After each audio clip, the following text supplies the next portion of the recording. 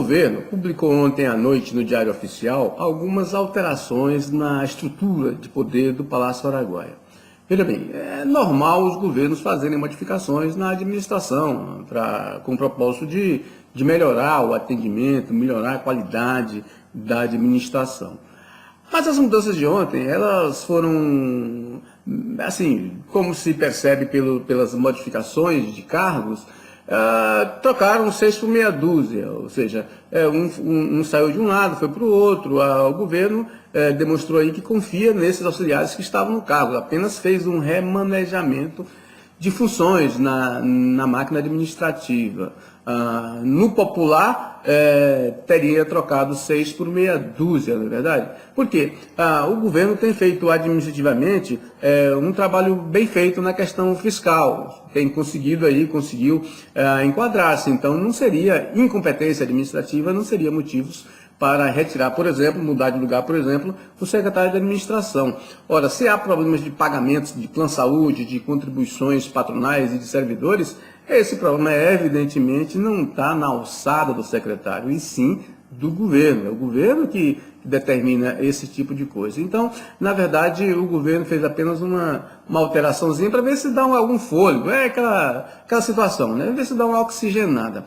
Agora, eu creio que a mudança mais significativa e importante, a alteração mais relevante publicada no Diário Oficial de ontem, e aí creio que esteja a justificativa para essa alteração na administração, ou seja, porque terminaria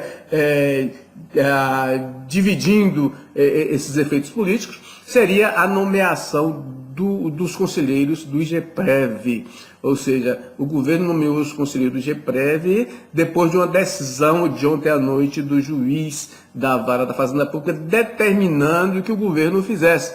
O governo estava, desde maio do ano passado, sem nomear os conselheiros do IGPREV, ou seja, o fundo dos aposentados, que tem aplicações de mais de 4 bilhões nos bancos, e que o governo deve 1 bilhão e 200 milhões, estava sem fiscalização, sem balancetes, ou seja, completamente ilegal desde maio do ano passado, ou seja, vai completar um ano, iria completar um ano. Então o juiz determinou ao governo que nomeasse os conselheiros, e o governo publicou na noite de ontem, no mesmo dia da decisão do juiz, publicou a nomeação dos conselheiros e colocou na presidência do Conselho Administrativo o secretário da Casa Civil, Rolf, né, que é o homem de confiança do Mauro Carles.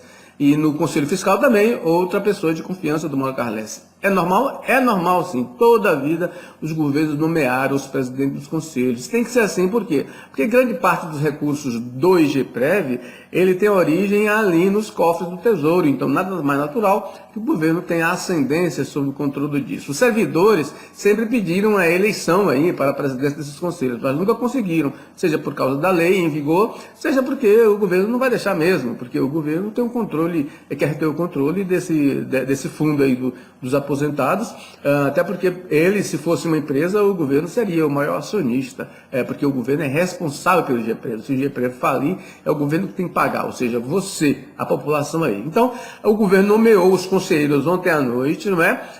E nomeou o presidente do conselho. Então, essa mudança aí, essas churumelas aí de alteração aí, de carguinho, de substituto, de subsecretário, termina sendo, as pessoas terminam se preocupando com essa mudança aí, como se isso fosse influenciar alguma coisa, e deixando de lado o cumprimento obrigatório que o governo tem que fazer da decisão judicial de nomear os conselheiros, e agora também nomeou logo o presidente do conselho. Então essa decisão foi importante, porque o conselho estava até hoje ilegal, sem balancetes que não poderiam ser aprovados, porque não tinha responsabilidade técnica nenhuma, ou seja, não tinha conselheiros, o Conselho Fiscal não aprovou, o Conselho Administrativo não tinha aprovado. E aí lá o governo tem aquele pedido de reparcelamento daqueles 200 prestações daquela dívida da contribuição patronal. Então o governo quer dividir em 200 parcelas. Os conselheiros não aprovaram lá no IGPREV esse pedido de parcelamento.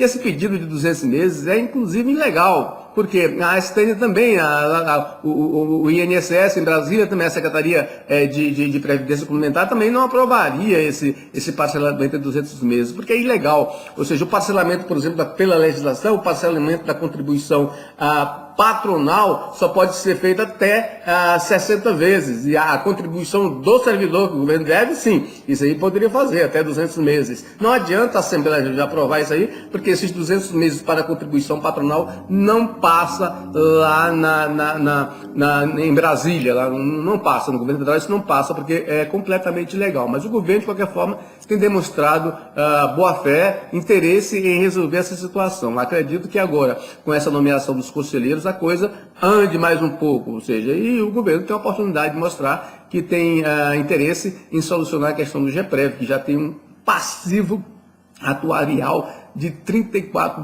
bilhões de reais, ou seja, o passivo do IGPREV, o passivo atuarial do IGPREV hoje é maior que o PIB, que todas as riquezas anuais do estado do Tocantins.